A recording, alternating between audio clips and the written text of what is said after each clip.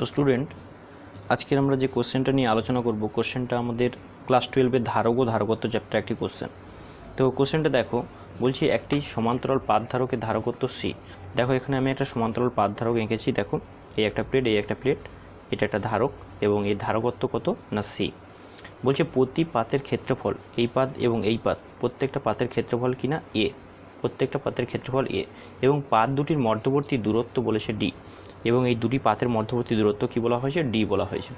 পাত দুটির মধ্যে K1, K2 ও K3 পরাবৈদ্যুতিক ধ্রুবক বিশিষ্ট তিনটি মাধ্যম নিম্নলিখিত চিত্রানুযায়ী প্রবেশ করানো হলো। অর্থাৎ দেখো এই যে চিত্রটা আছে তোমরা দেখতেই পাচ্ছ যে এখানে তিনটে আমি পরাবৈদ্যুতিক পদার্থ ব্যবহার করেছি, একটা K1, একটা K2 ও একটা K3।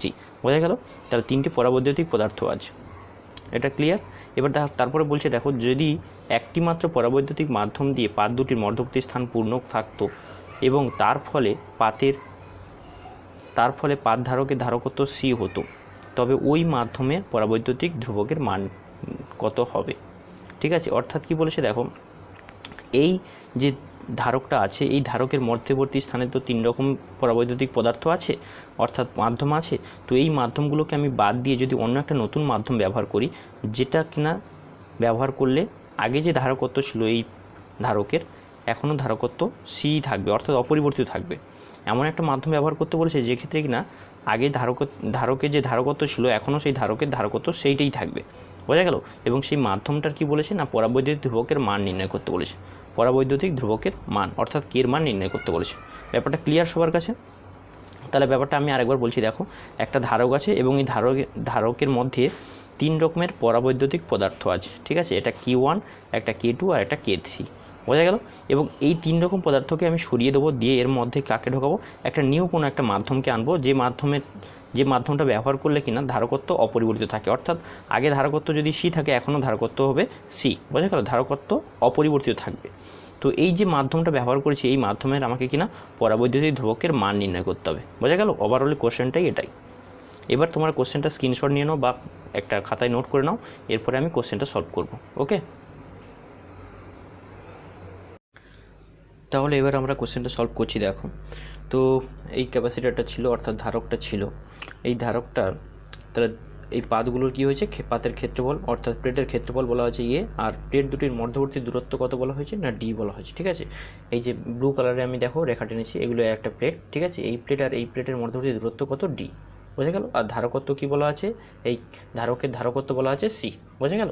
তারপরে কি হয়েছে, এই এর মধ্যবর্তী যে সব মিডিয়ামগুলো আছে অর্থাৎ মাধ্যমগুলো আছে, সেই মাধ্যমগুলোকে বাদ দিয়ে একটা মাধ্যম ব্যবহার করা হয়েছে, যে মাধ্যমটা ব্যবহার করলে কী হবে না, আগে যা ধারকত্ব ছিল এখনও ধারকত্ব অপরিবর্তিত থাকবে। ঠিক আছে, এবং এই যে মাধ্যমটা ব্যবহার করা হয়েছে, এই মাধ্যমের পরাবৈদ্যুতিক ধ্রুবকের মান নির্ণয় করতে হবে। আমি পরাবৈদ্যুতিক ধ্রুবককে কে ধরে নিয়েছি, এর মানটা আমি নির্ণয় করব। ঠিক আছে, আচ্ছা দেখো, এবার এই যে ধারকটা ছিল, এই ধারকটাকে আমরা কিভাবে আবার মডিফাই করে এঁকেছি ভালো দেখো।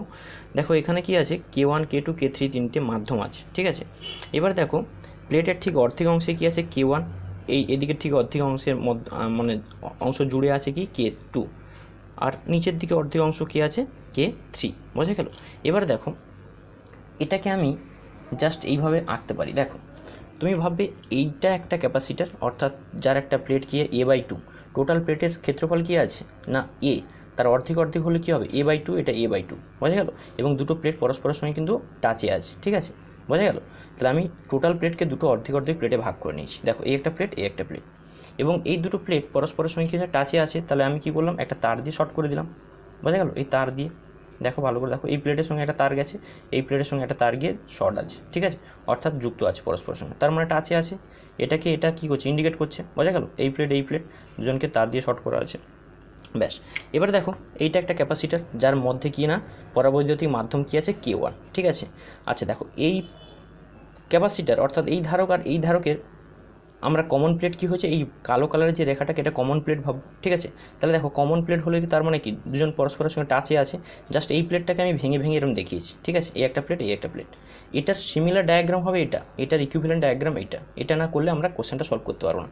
তাহলে এটাকে আমরা কী করছি না, সিম্পলিফাই করে নিচ্ছি, অর্থাৎ সরল করে নিচ্ছি। দেখো তাহলে K1, এটা K2, K1, K2 এই দুটো প্লেটের, ঠিক আছে, এই যে A/2 এরিয়া যুক্ত অর্থাৎ A/2 ক্ষেত্রফল যুক্ত এই একটা প্লেট, এই একটা প্লেট, দুটো প্লেট পরস্পরের সঙ্গে শর্ট আছে, এর মাধ্যম কী আছে K1, এর মাধ্যম আছে K2।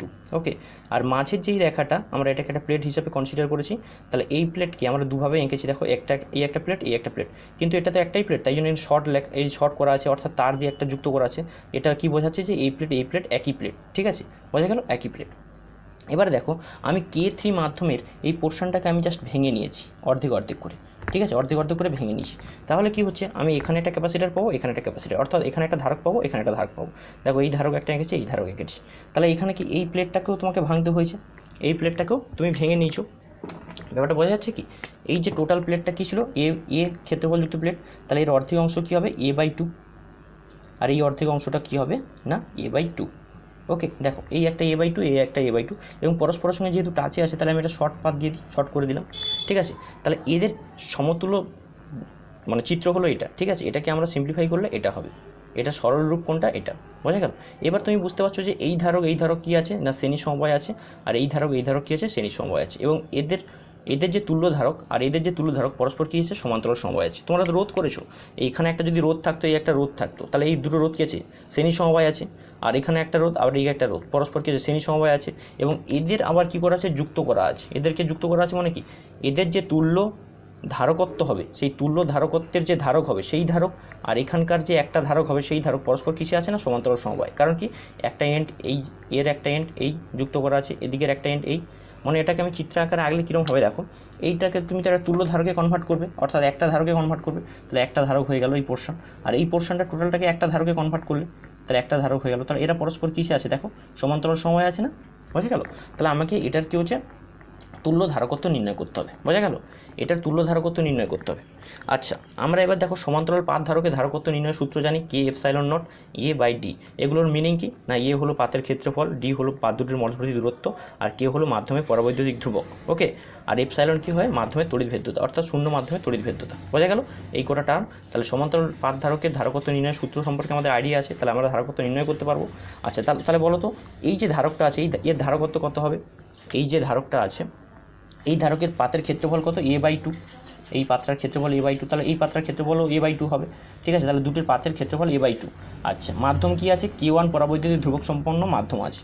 তাহলে আমি এর যদি ধারকত্ব নির্ণয় করি, এটাকে যদি C1 নাম দিই, তাহলে C1 সমান কি লিখতে পারি, C1 সমান লিখতে পারি K1, মাধ্যম যেহেতু K1 আছে, K1ε0 ইন্টু পাতের ক্ষেত্রফল কী আছে A/2 বাই পাত দুটির মধ্যবর্তী দূরত্ব কী হবে D/2। দেখো টোটালটা ছিল কী হবে, টোটালটা ডিস্টেন্স ছিল কত D, তাহলে অর্ধেক করলে কী হবে D/2 হবে, D/2। তাহলে এগুলো কী হবে D/2 করে আছে, এগুলো সব আছে কত না D/2, ব্যাপারটা বোঝা যাচ্ছে, এগুলো সব D/2।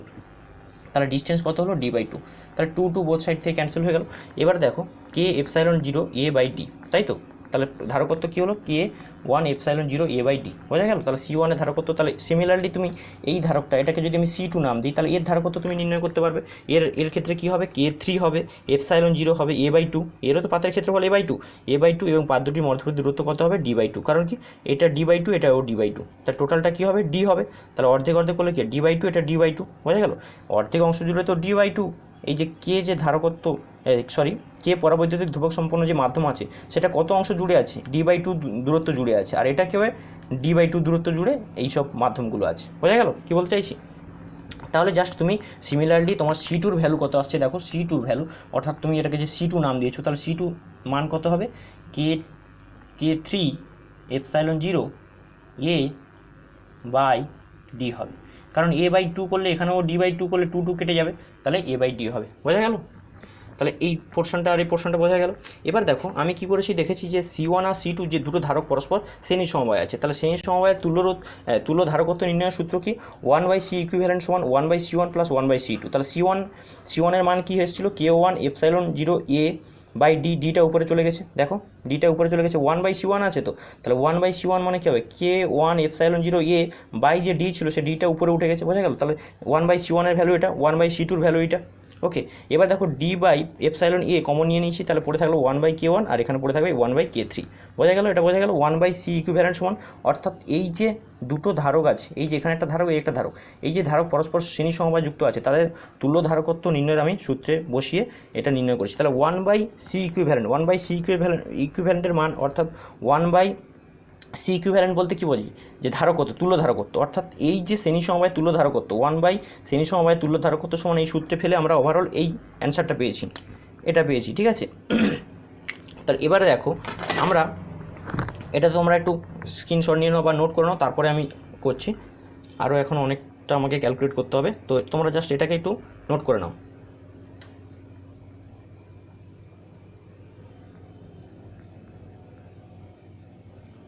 তোমাদের এগুলো বোর্ডে দেখা যাচ্ছিল না আগে ক্যামেরায়, তো এবারে এখন নিশ্চয়ই ক্লিয়ার হয়েছে, দেখা যাচ্ছে নিশ্চয়ই। আমার একটু ক্যামেরাটার প্রবলেম হয়েছে, তো দেখো এবার পুরোটা তোমরা নিশ্চয়ই দেখতে পাচ্ছ, ক্যাপচার করতে পারছো। তো স্টুডেন্ট আমরা নেক্সট কী করছি দেখো, তাহলে আমরা জানলাম যে এর তুল্য ধারকত্ব নির্ণয় করে ফেললাম, ঠিক আছে। এই দুটো ক্যাপাসিটারের তুল্য ধারকত্ব, মানে অর্থাৎ একটা ক্যাপাসিটারে কনভার্ট করবো এই দুটোকে, ঠিক আছে। তা তুল্য ধারকত্ব কী নির্ণয় করলাম দেখো, 1/c ইকুইভ্যালেন্ট সমান এসেছিলো এইটা, তারপরে c ইকুইভ্যালেন্ট সমান কী হবে, এটাকে উল্টে দিয়েছি ε/a, আর নিচে চলে এসছে d, ঠিক আছে। আর এগুলোকে k1 k3 নিচে ছিল, উপরে চলে গেছে দেখো k1 k3/k3 প্লাস k1, যা সেটাকে উল্টে দিয়েছি, তাই তো।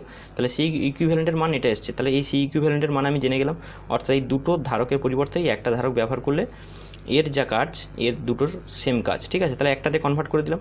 সিমিলারলি এইটা আমরা একটাতে যখন কনভার্ট করব, আর আমরা ইকুয়েশন করছি না, মানে আর ক্যালকুলেশন করছি না, জাস্ট এটাকে দেখে দেখে সিমিলারলি এটা কী হবে আমরা বলতে পারি, ঠিক আছে।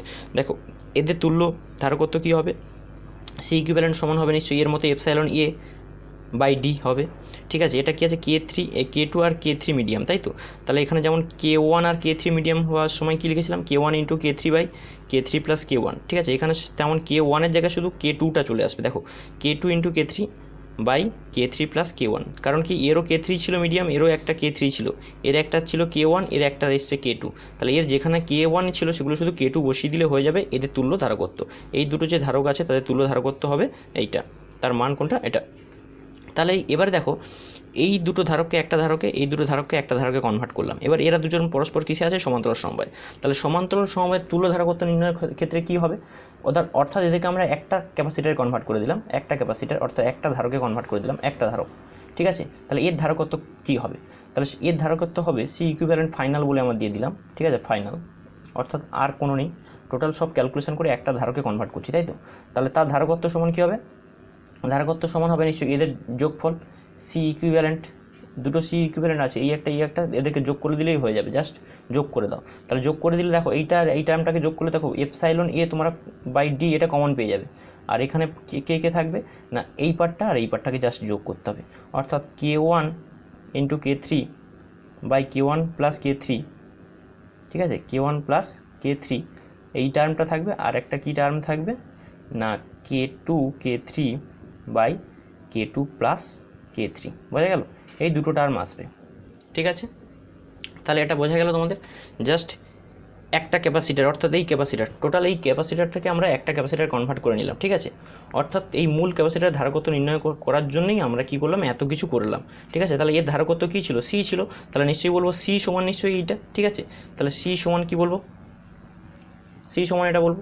এবার দেখো এর যা ধারকত্ব, এই ধারকের যে ধারকত্ব, এই ধারকেরও ধারকত্ব সেম, ঠিক আছে, শুধু মিডিয়াম চেঞ্জ করে দিয়েছি, এখানে নতুন একটা মিডিয়াম আনা হয়েছে। আচ্ছা তার আমি কী করেছি, তার পরাবৈদ্যুতিক ধ্রুবকের মান ধরেছি কি, এবার কে এর মানটা আমাকে নির্ণয় করতে হবে। আচ্ছা এই ধারকের ধারকত্ব নির্ণয় করতো, সি সমান কী বলবো আমরা, সি সমান বলবো k ε0, কারণ কি পরাবৈদ্যুতিক ধ্রুবকের মান কে ধরেছি, কে লিখেছি, k ε0 × a, দেখো এই পাতের ক্ষেত্রফলগুলো এর যেমন পাতের ক্ষেত্রফল যা ছিল সেটাই তো, জাস্ট একই ধারককে শুধু মিডিয়াম চেঞ্জ করে দেওয়া হয়েছে, এতগুলো তিনটে মিডিয়াম ছিল একটা মিডিয়ামে কনভার্ট করা হয়েছে, একটা মাধ্যম আনা হয়েছে, নতুন মাধ্যম, ঠিক আছে। তার জন্য শুধু কে এর ভ্যালুটা চেঞ্জ হয়ে গেল, ঠিক আছে। আর বাই কী হবে, ডি হবে, সেপারেশন তো একই ছিল, ডি দূরত্ব ছিল, দুটো প্লেটের মধ্যে দূরত্ব ছিল ডি, তাহলে এর ধারকত্ব এটা, আর এর ধারকত্ব কোনটা নির্ণয় করলাম, এটা। আচ্ছা দুজনের ধারকত্ব যেহেতু সমান, তাহলে এটা সমান এটা লিখবো, এই টার্মটা সমান এই টার্মটাগুলো লিখবো, তাহলে কী হবে, ফাইনালি হলো k ε/a/d সমান লিখতে পারি ε/a, দেখো এই টার্ম আর এই টার্ম, ঠিক আছে, k1 k3/k1 plus k3 plus কী আসবে k1 k3 k2 k2 plus k3, বোঝা গেল, এই দুটো টার্ম। এটাকে তুমি এরকম হোল ব্র্যাকেটে রাখতে পারো, এটাকে প্রথম বন্ধনী দিলে ভালো হতো, সরি এটাকে প্রথম বন্ধনী দিত, এই দুটো টার্মকে প্রথম বন্ধনীতে রাখো, ওকে।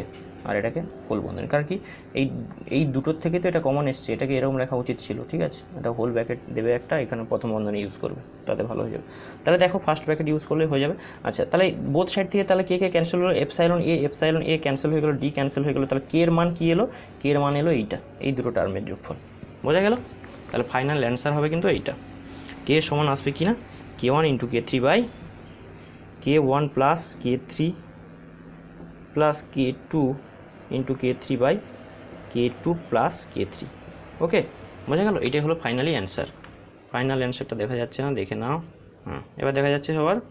ওকে, তাহলে ফাইনাল অ্যান্সারটা কী হবে, কে এর ভ্যালু আসবে এটা।